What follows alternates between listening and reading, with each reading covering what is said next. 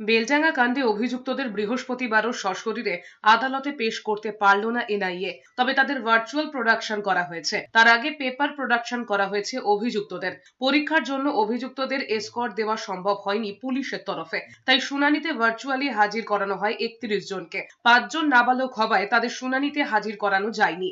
এনআইএর তরফে অভিযুক্তদের জেল হেফাজতে রাখার আবেদন করা হয়। যেহেতু নথি হাতে আসেনি, তাই জেল হেফাজতে রাখার আবেদন জানায় এনআইএ। সেই মতো অভিযুক্তদের 19শে ফেব্রুয়ারি পর্যন্ত জেল হেফাজতের নির্দেশ দিয়েছে আদালত। শুনানিতে রাজ্যের আইনজীবী অভিযোগ করেছেন, ভোট এগিয়ে আসছে বলেই এনআইএ অতি সক্রিয়তা দেখাচ্ছে।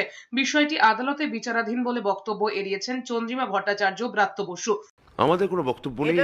এটা সাবজুডিস কেস। এটা যেরকম তদন্তে গতি প্রকৃতি যেরকম চলার সেরকম চলবে। এখানে আমাদের কি বলার আছে?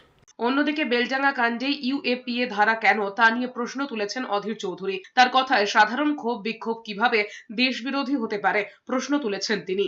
এখানে মানুষের সাধারণ স্বাভাবিক ক্ষোভ বিক্ষোভকে স্বাভাবিক ক্ষোভ বিক্ষোভ হতাশার বহিঃপ্রকাশ ঘটেছিল পথ অবরোধ করে, রেল অবরোধ করে। কারণ সাধারণ মানুষের ক্ষোভ বিক্ষোভের বহিঃপ্রকাশ এইভাবেই, যেগুলো সফট টার্গেট সেখানটাই পড়ে।